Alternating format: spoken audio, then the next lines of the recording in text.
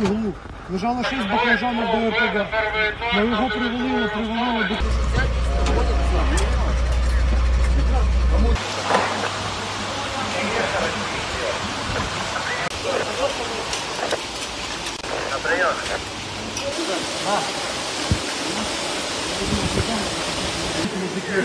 На виході, там повалено в мокроті.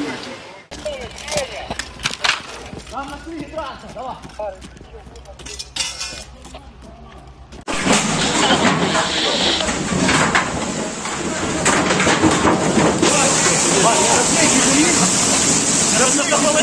Стой стороны, возьмите за плечи!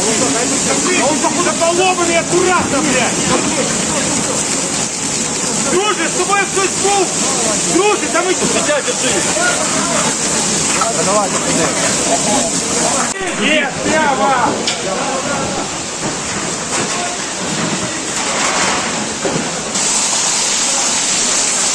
На центральный вход!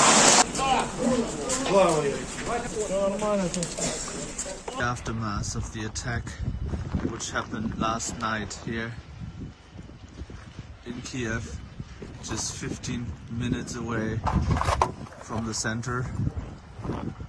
It's crazy. This is totally insane.